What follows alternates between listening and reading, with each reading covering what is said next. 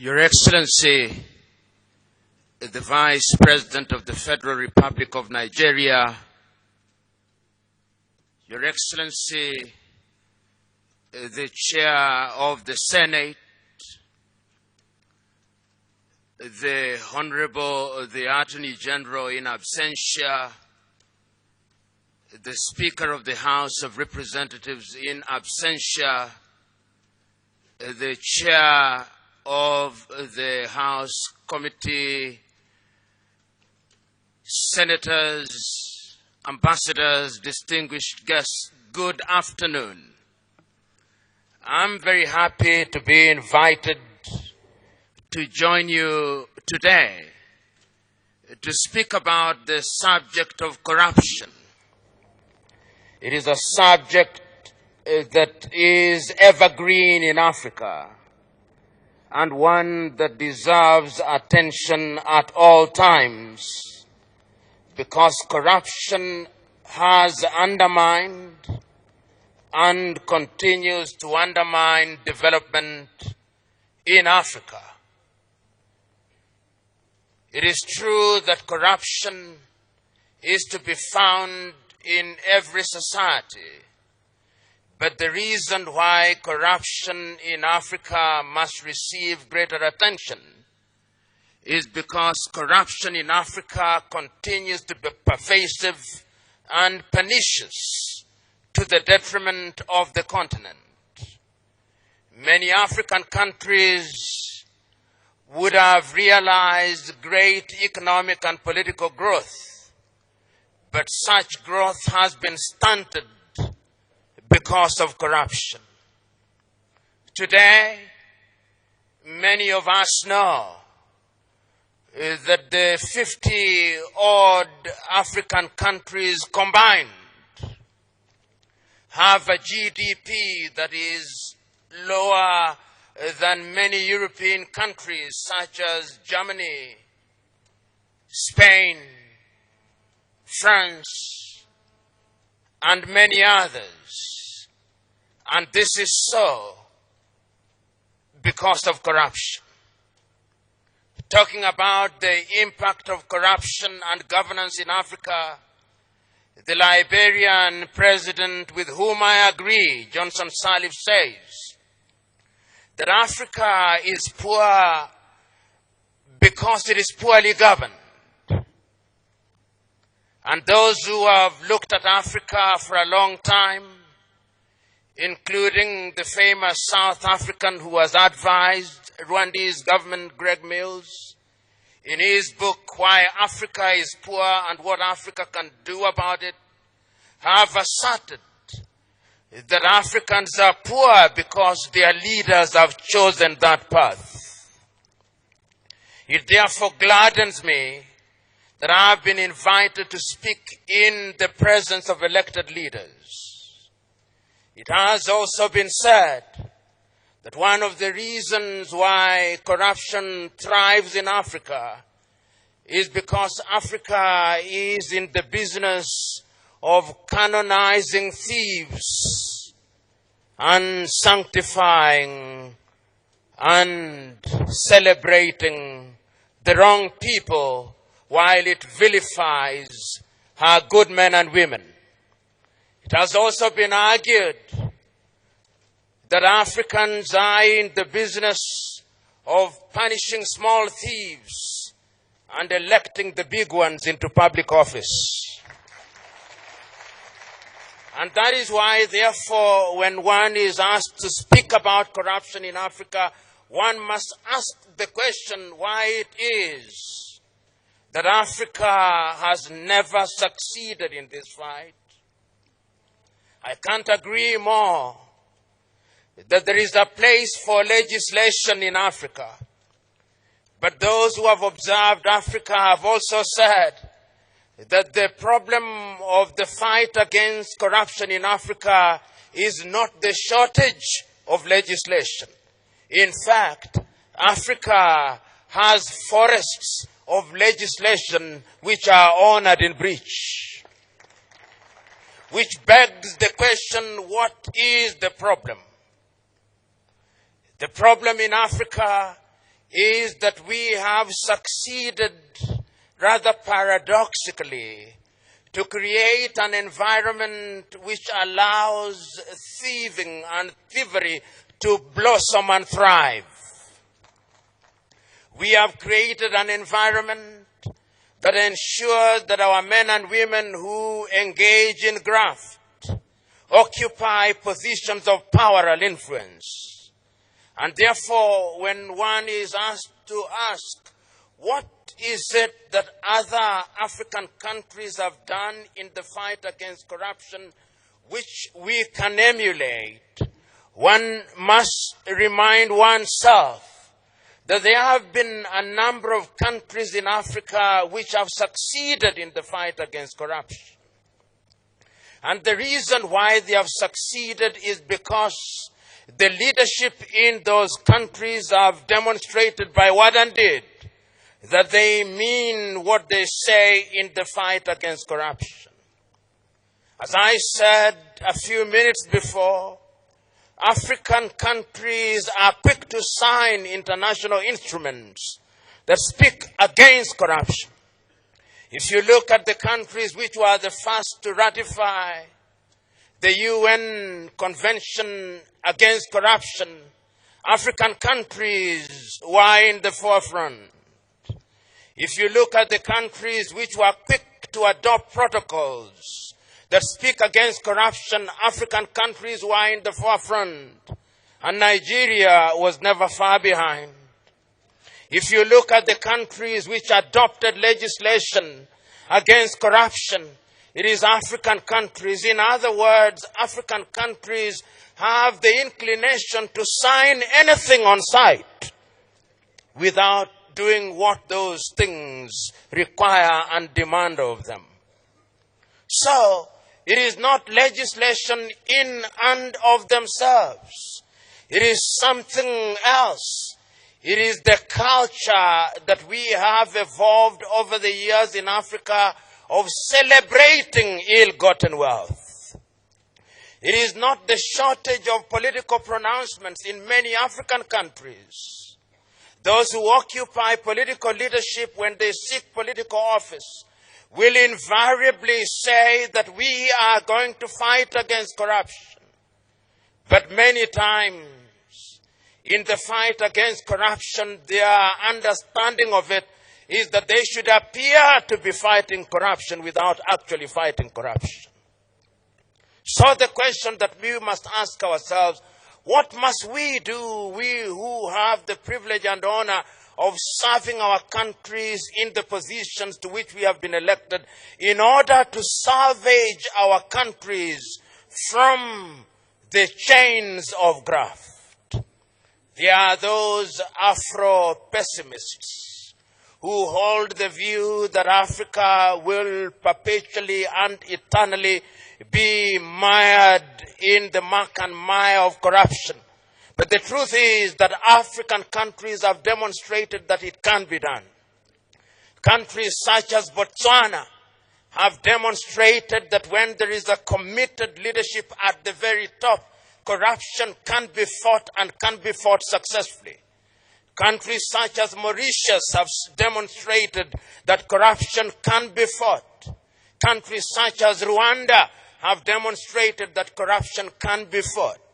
And what they have demonstrated is that corruption is so serious a business that it cannot be left to the political class. They have demonstrated that corruption is so serious and ill that it cannot be the fight against corruption cannot be conducted on the basis of equivocal and vague political pronouncements or technicalities of procedure. They have demonstrated that sometimes there must be a deliberate conspiracy of institutions in order to fight corruption. They have demonstrated that the executive must positively and creatively conspire with the legislature, and that the legislature must conspire with the judiciary not to undermine those institutions, but to strengthen those institutions. And I hold the view that it can be done, and it must be done, because if it is not done, many African countries will never realize their potential. It has also been demonstrated by those countries that in order to fight corruption, there must be collaboration of a continental nature. And it is not lost on me that the African Union has brought to pass the African Convention for Combating and Preventing Corruption, which is a continental instrument that allows African countries to participate in the fight against corruption through collaboration. And it can be done through regional efforts. In the ECOWAS region, the ECOWAS environment provides an opportunity for Nigeria and the countries in this part of the world an opportunity to engage in the fight against corruption in a positive manner. It has never been lost on me that the day Nigeria rises, that is the day Africa rises. You may not know, but 1 out of every 5 Africans is a Nigerian. And the reason, in my view, why Africa continues to totter in the manner that it does is because Nigeria has never realized our potential. The day Nigeria realizes our potential, that is the day that Africa will rise. So we are here today also to remind Nigeria that it must play her leadership role, not only in this region, but in Africa, by demonstrating by what and did that Nigeria will be in the forefront in the fight against corruption. And it's not only at the continental level that Nigeria must demonstrate this. Nigeria must also demonstrate our leadership position in the world. The United Nations Convention Against Corruption provides several opportunities which can be exploited by member states, including Nigeria, to ensure that funds that have been ill-gotten are repatriated and the men and women who engage in such unconscionable and harmful behavior are punished in accordance with the law, that the world may know that if you reap where you have not sown, there are consequences to it. It is also important to create an environment that is hostile for people to participate in corruption. There was a time when I believed that procurement laws in and of themselves were a magic wand, which upon being waived would eliminate corruption in the civil service. But over the years, I've come to realize that procurement laws only allows people to steal in accordance with the law. And that therefore do not be under the impression that laws in and of themselves will solve the problem. As a young boy, I read the great Nigerian writer Chinua Achebe, who said that since men have learned to shoot without missing, a naked bird has learned to fly without perching. So we who are here must remember that when we are enacting laws regarding procurement, sometimes we do so in a manner that provides an opportunity for bureaucrats to steal in a manner that lends a veneer of legality to their illegal activities. The quality of laws that we enact are therefore very important. We must also, as a country, look at the lifestyle of the individuals who engage in public office. How is it that in Africa, when an individual whom we knew to be a pauper is appointed as a public official, whom we knew to be a pauper is elected, permit me and forgive me at once, members of Senate and members of the House of Representatives, that no sooner have you set foot in the Senate or the House of Representatives than you become a millionaire and you begin to live as if money was not a problem. If it was so easy, why aren't all of us so rich? The privatization of public wealth without consequence is something that we must frown upon. And that is why lifestyle audits are important, and I urge you to enact legislation that will require Nigerians that before you build a house as a public servant, you must show us the source of your funds. You must tell us where you got the money. And if you did that, you'd be amazed that those who build mansions will be reduced by 99%. And corruption is something that also undermines democracy. That is the tragedy of corruption. And it has now been demonstrated that in the countries where corruption has been fought and fought successfully, democracy also thrives. I've already indicated to you countries such as Mauritius and Botswana, which are the only two countries in Africa ever to have had budget surpluses, because the leaders in those countries have been in the forefront in the fight against corruption. The other thing that we must do is to create public awareness. And public awareness is not merely to tell the people that corruption is a wrong thing. People know. When people go to church on Saturdays and Sundays, they are told that corruption is a bad thing. When they go to the mosques on Friday, they are told that corruption is a bad thing. What we must do is to ensure that there is behavior change. And throughout history, it has been demonstrated that men only change their behavior when there is a threat of pain, the pain of deprivation or the pain of imprisonment. We must therefore ensure that those who engage in corruption are punished, and punished in accordance with the law. I was also asked to organize jointly with you, as I now do, what are the challenges that stand in our way in the fight against corruption?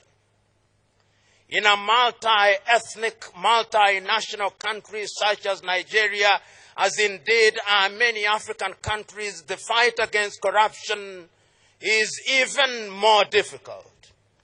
A friend of mine, in an attempt to rationalize corruption, once said, "How is it that fish can swim in the ocean without water getting into its mouth?" And I said, "What do you mean?" He said, "When you work in the public service, how is it that you cannot take a little out of the public service?" And I told him, "You are not a fish, and if you are a fish, close your mouth when you are swimming." And he also told me, "How can you be tethered around a tree and you do not graze on the grass that is around there?" I said, "You are not a cow, and even if you are, remember that the grass does not belong to you."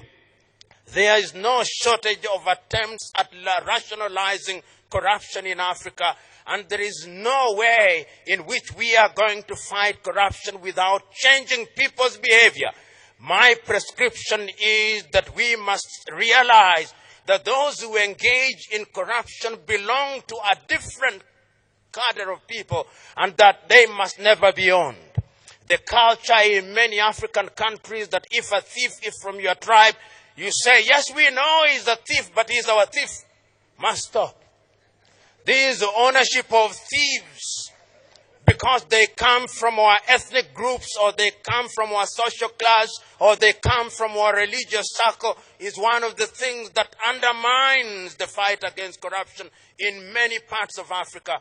We must therefore create an environment where those who engage in graft do not have places of refuge in their ethnic groups. We must not create an environment where when we punish people because they have engaged in graft, we then give them protection because they come from our tribes.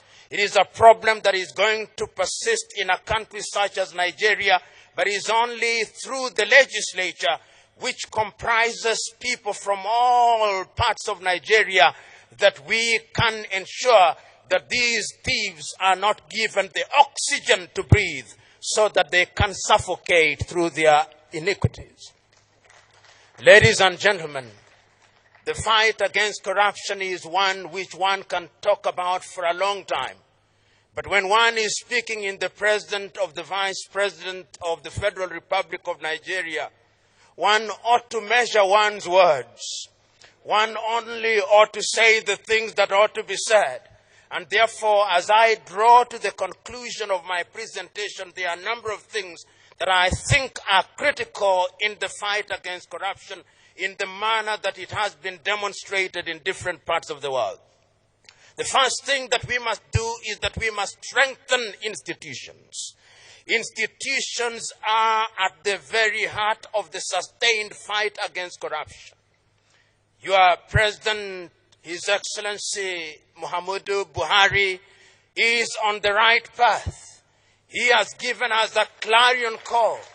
He is now recognized the world over as one of the chief fighters against corruption. But I can tell you that no matter how well-intentioned he is not going to succeed unless you support him as the legislators. He is not going to succeed unless the institutions are strengthened. And in any event, the maximum he can stay in office is 2 terms. And let me tell you one thing about those who engage in graft. They have the patience that is amazing. If they can sleep quietly for 8 years, only to emerge as greater monsters in the 9th year. And therefore, what we must do is to create institutions that defy time. Those institutions must be institutions that are recognized by the law. If it is the institution of parliament, it must stay strong. If it is the institution of the judiciary, it must be purged of the men and women who engage in graft. If it is the institution of the executive, it must be strengthened. If it is the EFCC, it must be strengthened. If it is the civil society, it must be strengthened. It is only institutions that defy time that will ensure that we succeed in the fight against corruption. The second thing that we must do is that we must have a raft of laws which ensure that those who want to do things that are detrimental to the society are punished, and punished swiftly in accordance with the law, and they are not allowed to be unleashed to the unsuspecting public. And I am happy to note that our representatives from Europe are here. For a long time, Africans who stole from Africa had safe havens in Europe. It is my joy that even Europe now is beginning to close the doors. Under the World Bank, we have mutual legal assistance if we can ensure that those avenues are closed so that they cannot keep their money away. What amazes me is that these individuals kept their ill-gotten wealth in numbered accounts. Not their wives, not their husbands knew. So that when they died, this money was enjoyed by other civilizations. We must now ensure that those who serve in the public service do not hold accounts outside of this country. If they love this country so much that they serve her, why is it that they do not have faith in having their money in this part of the world? These are things that can only be done if we have sound laws.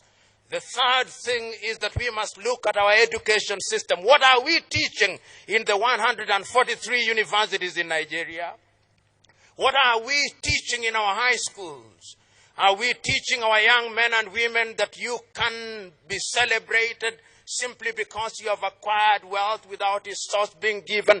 We must interrogate our curriculum, and we must involve everybody, religious leaders, traditional leaders, because how can it be that amongst the various peoples of Nigeria, you would not allow your daughter or your son to marry a thief who has stolen a goat, but a thief who has stolen naira is celebrated? We must give the goat and the naira equal value because he's a thief is a thief. Lastly, I have no doubt in my mind that we must introduce hygiene in our politics. The day we introduce hygiene in our politics, so that our men and women who seek public office are men and women of integrity, so that our men and women who seek public office finance their campaigns in a clean manner, we will never succeed. I've always been amazed in many African countries that a person who, upon being elected, if he is a Nigerian, for 5 years will earn no more than 30 million naira, is prepared to spend 1 billion naira to go into public office. There must be something that they see that we, the electorate, do not see. And that thing is the ability and the opportunity to privatize public wealth. The day we introduce hygiene in our politics, the day we deal with the financing of our politics, that is the day that we will begin to sanitize our country, and that is the day that Nigeria will begin to be a great country. I look forward to the day, therefore, that corruption will be an exception rather than the rule. I look forward to the day, therefore, when the laws that we are enacting will be laws that will be observed. I look forward to the day, therefore, when we will have created an environment where we can prevent corruption. I look forward to the day, therefore, when national honors in Nigeria will be given to men and women who deserve it, not those who have bought them. I look forward to the day, therefore, when our young men and women in institutions of higher learning will have as their natural instinct, the instinct to do good. I look forward to the day, therefore, when the EFCC may be abolished because there are no more corrupt Nigerians.